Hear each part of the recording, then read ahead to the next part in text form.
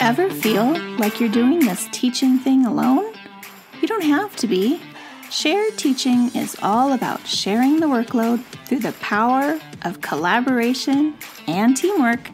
Together, we'll walk through all the difficult parts of teaching and learn how to streamline our processes, fine-tune our time management, and develop a more manageable workload. If that sounds like a dream come true to you, then welcome to the Shared Teaching Podcast. Let's share in the teaching to make those dreams a reality.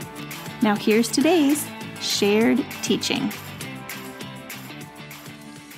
Hello, listeners. Welcome back to the Shared Teaching Podcast. I'm your host, Susan, creator and person behind Shared Teaching. So welcome. I'm so glad you're here. This is episode number 87, where we're talking about classroom organization tips and creating a system using your classroom organization. So I feel like after all these years I've had of teaching, that the key to being able to leave most of the days on time and to keep pretty close to my contract time is to be organized. And I tend to not be a super organized person. If my sister's listening to this, she's probably laughing her head off because she thinks I'm totally disorganized. I happen to disagree, but she is a very type A, highly organized person, which is totally not me. So if I give that impression, I'm very sorry, but I am organized within my classroom. So having these systems in place for me is kind of like my game changer. It really allowed me to just leave, like I said, at contract time, and that's what I want for all of you out there as well, because teaching, dang it, is hard, and I need to leave at contract time so I can go home and take a nap and rest and recharge and be ready for my daughter. So hopefully this school year is the school year for you, that you're going to get it together as well. And hopefully these podcast episodes really help you create not only a system, but just a relationship with teaching that makes you fall in love with it all over again. Okay, so the first thing you want to do is create a filing system. So for me, the biggest problem in my classroom and my home, if I'm honest, is the paper clutter. If I don't deal with it or have a system in place, then it gets out of control very quickly and things pile up on counters, on tables. In the classroom, that's the corner of my teacher desk. I have a little basket and it just gets overflowing. And then I know I really need to deal with this stuff. So if I don't have a set system, I'm not going to know what to do with all this paper. And if you're a new teacher, it gets, like I said, out of control so quickly, so rapidly. So what are you going to do? So I recommend having an incoming and an outgoing system for your paper. And by this, I mean I need to know what to do with all the papers that come into my room, the incoming, right? And the paper that I might need to take out of my room, the outgoing paper. So incoming paper can be things like copies that I make. So anything I've photocopied for the week or the following week. And if you've listened to my podcast before, you know I talk about photocopying things in 2-week chunks. I find that that's really doable and manageable. If I do any longer than that, then sometimes I might not even use those copies and it's kind of a waste. So at least the week I'm doing now and the week ahead, then I feel pretty prepared in case I have to take off for sickness or something. Anyway, going back to incoming paper, we also have student homework after it's been completed. It's coming back into me, so I need to know what to do with it. How am I going to deal with the homework? Any forms I get from the office, you know, the ones that are always in your teacher mailbox when you've had lunch, you go and you're like, oh, what is this thing I have to pass out? That might be incoming paper. And then the library likes to put past due notices in my box as well. So that's another thing that just comes into my classroom on a regular basis that I need to figure out a system for. Outgoing paper, on the other hand, might be, again, forms for the office. So now, instead of it coming from the office, it's something that the office has handed out to me. Maybe a student or parent has given it back to me, filled in. Now I have to give it back to the office. So forms for the office. Things like student absentee notes, right? When they're absent, they have to write a little excuse of why they were gone. And that usually comes into me, and then I have to find out what I need to do with it. And this varies by your school. So if you're a new teacher, make sure you ask about those kind of things so that you're prepared when you start getting them. Then student homework before it's completed. So how am I storing that? Where am I putting it? And then graded work.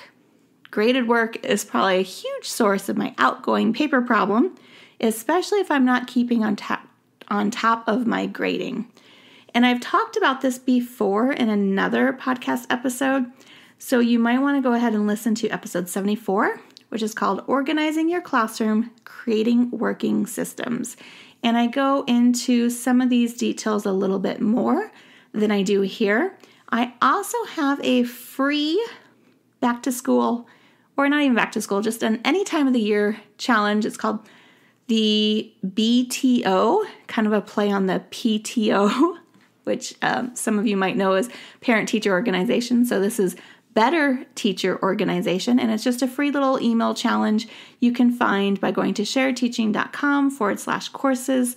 And of course, I have everything linked in the show notes for this episode.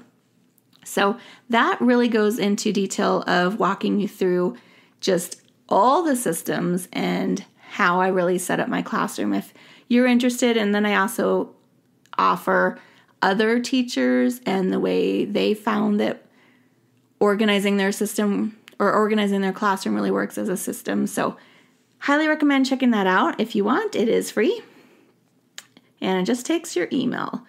Okay, so depending on whether the papers are inbound or outbound determines how I file it.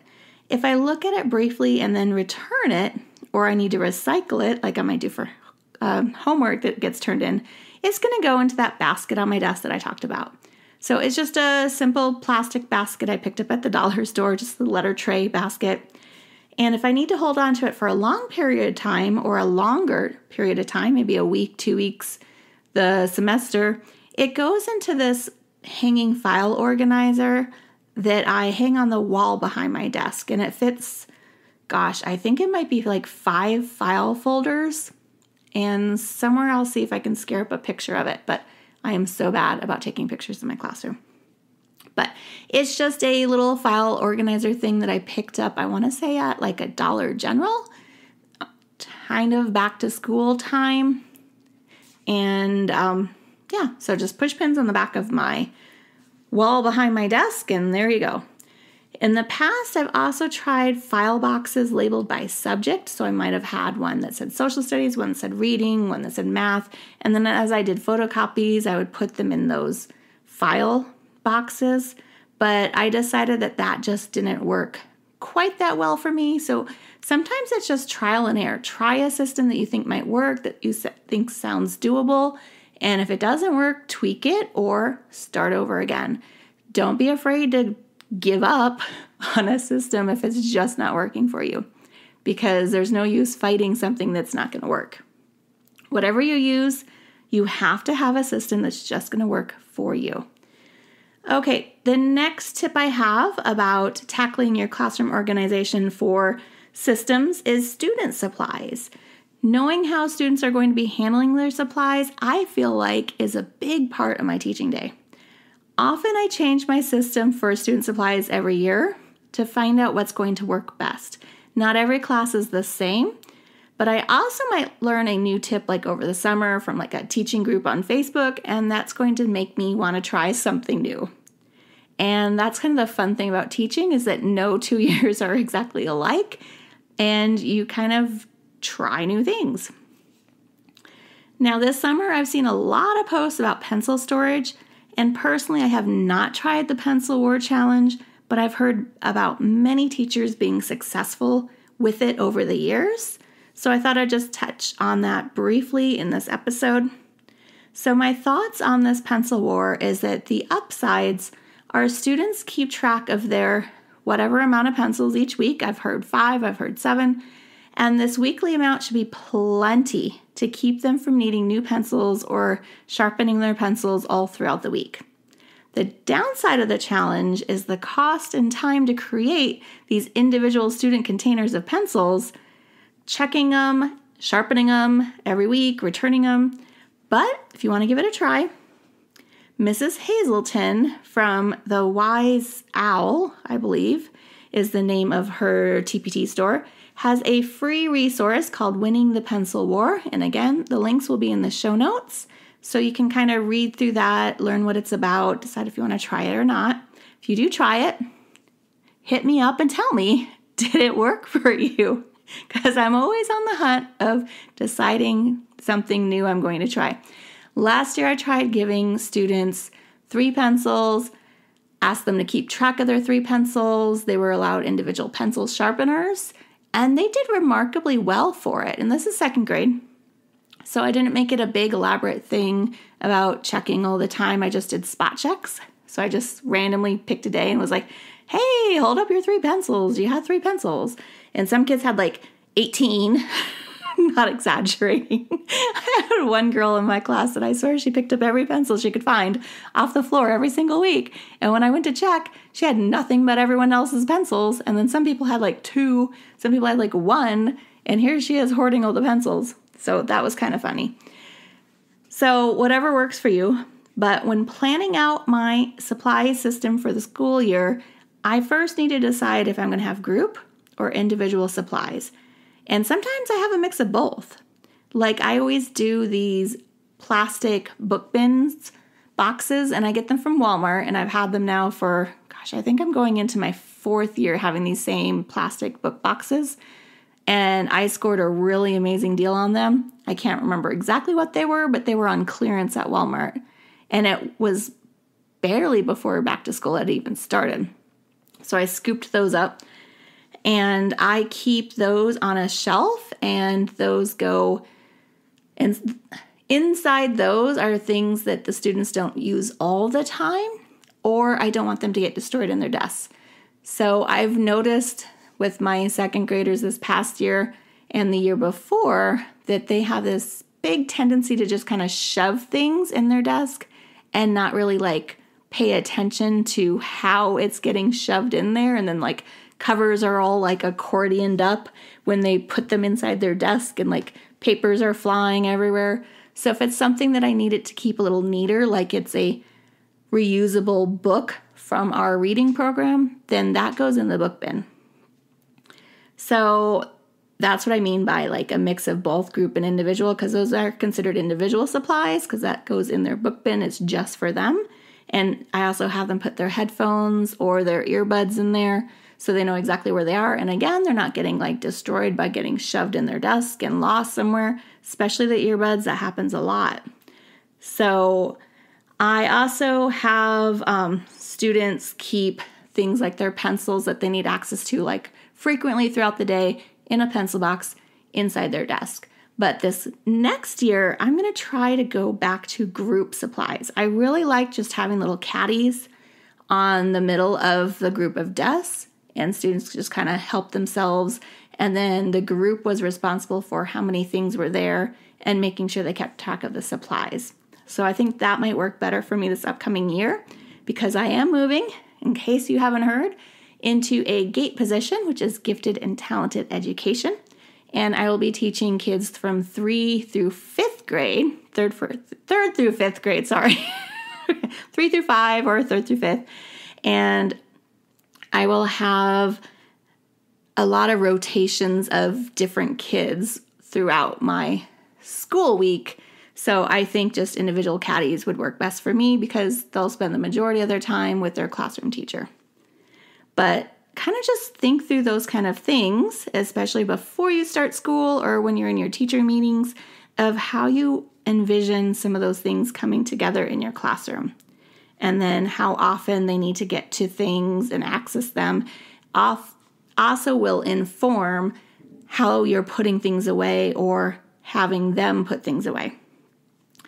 Now, I also like to have those book bins because they act as individual student mailboxes, and I am going to keep that component because I want to have a system for passing back graded papers. With my 2nd graders, it also allowed for them to have a place to put notes to their classmates And yes, they can write notes to each other, but they do it through the Letter Writing Center. And if you're interested in learning more about that, I will have a link in the show notes. Okay, next is teacher supplies. So we talked about creating a filing system and the student supplies, so now let's talk about teacher supplies. So once I figure out what to do with the paper and my students, it's time to think about me for a change. What type of system do I need for my teacher supplies? And by teacher supplies, I mean anything that I need to teach a lesson and be comfortable in my workspace. This could mean carrying snacks and personal products in my teacher's desk for a just-in-case moment. You know, those type I'm talking about. I might also carry some Advil or something like that on hand because I do frequently get headaches. And it might also just mean having my favorite grading pens on hand or my favorite planner. And this past year, I loved having a planner to kind of jot down notes about what was I planning to teach coming up. I didn't use it as a true planner in the sense of that's where my lesson plans would go because my school is very particular about how my lessons have to be typed up. So a planner doesn't work in that case for me. But it was helpful for saying, okay, I think in this week I'm going to cover, let's say, graphing in math, and then I might get through this topic and have to do a test on like the following Thursday. And I would kind of jot that in my planner, so when I was sitting down to plan and my prep period ended, I knew where to pick up where I had left off, if that makes any sense. So last, I'm going to look at my small group instruction, and this is considered under my teacher supplies.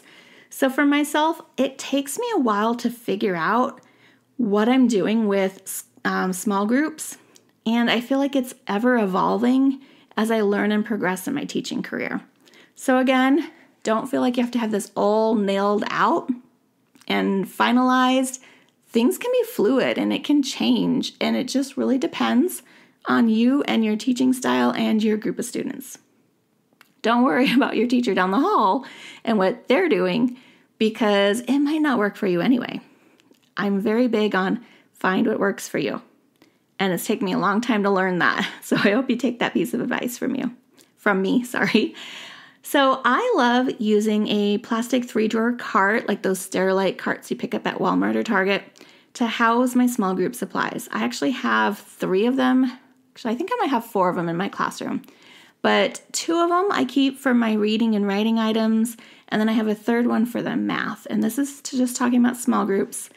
And then within the drawers, I have further organized my items, right? Because those drawers allow me to keep different things and separate them further. So the top drawer of my reading cart has pouches for each reading group. And they're just like these file folder mailing envelope things that I picked up when I was living overseas. But you can find any kind of like zip pouch or something if you want to do this similar kind of system. And inside those pouches, I keep notes and copies the groups are going to be needing when we meet. Now, my school, unfortunately, doesn't have a small group library where I can go pick up a set of books for a reading group. So I just use photocopied passages for my reading groups, which is not my favorite and it's not ideal, but it's what I have access to. So the second drawer underneath that one is going to hold any fun supplies I'm going to need for my reading groups. And with the little kids, it's things like finger lights, pointers, timers, maybe word tracking bookmarks, and those have like a film across the middle so they only read like one line at a time, and maybe some spinners to play some reading games. And then the bottom drawer is what I might call my junk drawer of my classroom. It's things that I might not know where else I'm going to put them, and those drawers are pretty deep, so I'm like, hey, let me just shove it in here. So no judgment. Maybe you have a junk drawer in your classroom too, and I'd love to hear about it. So then I go on to my second reading cart, and this is kind of like my word study cart. And I'm going to, again, use the same system. So in the top drawer, it's going to be anything I need for my student word study groups, including my binder that I use to track my student progress through their individualized sight word system. That's something I've talked about quite a lot on this podcast and in my blog posts. So again, there's a link in the show notes about this sight word system if you want to purchase it on TPT, Or if you just want to dive down a rabbit hole of learning about spelling and sight words, you can look for those episodes within my podcast. Now, much the same as that first cart, the second drawer is going to have any tools or supplies they're going to need to play their word study games or complete any activities. And then the bottom drawer is a little bit different. It's not a junk drawer, but I'll put resources that I might pull from for copies throughout the year that are not digitalized. So those are like maybe books I picked up at Lakeshore over the years about like phonics and word study. And those just get placed in the bottom of that drawer organizer, so I know I can find them easily. And then I'll just repeat that same system with my math cart of student supplies in the top, materials that they might need, and tools in the second one, and then any resources I might pull from for my math later. Or sometimes I just put centers that I'm not using at the moment in that bottom drawer. Now, having a set system for my small group materials really helps me know where to put and find everything very easily as the year progresses. Because I know as soon as the year starts, things get really busy, and it's so simple to just dump materials wherever I see a spot if I don't have a good working system in place. And then it might be to like Christmas time when I feel like I can come up and breathe again in order to make a system or put all that stuff away. So I don't want that to happen to you. Figure out and create a system right in the beginning. Okay, last but not least, my final organization tip of this podcast is digital work. You really want to make sure to have a system for your computer files and managing your emails. Now, I know on my personal computer, I can sometimes lose so many minutes when I'm searching for a file.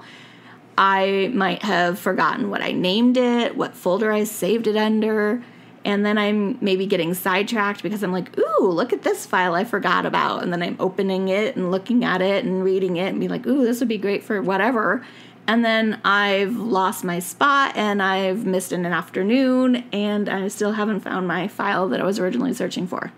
Now, when it comes to teaching, there's so much already on our plate. So we really want to keep organized to take back some of our time that we're losing.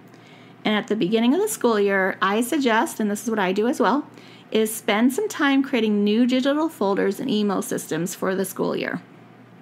Now, this coming school year, I'm having a different position, so I know it's really important to stay organized. So I'm going to create several folders on my computer drive in anticipation of my workflow. And for me, because it's brand new, I might have to start this a little later than I normally would. So I might wait till I'm through all my back to school meetings to create these folders on my drive. Now, last year, I could start early because I knew what the position was. I already taught second at the same school. So I was pretty familiar with the same folders that I use repeatedly. So I made a folder for my lesson plans, and I just titled it Lesson Plans with the School Year. And then I made a folder that was back to school. And then report card comments, I like to make a new folder for that each year.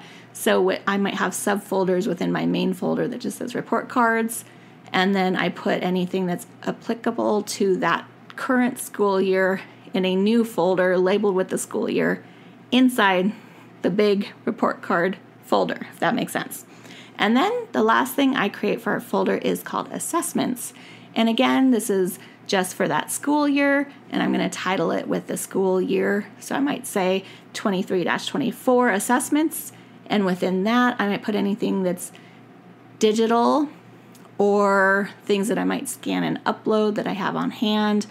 It really just depends what assessments look like at your school, but those are the big ones that I like to get started with. Lesson plans, back to school, report card comments, and assessments, because I know I will be referencing those throughout the school year.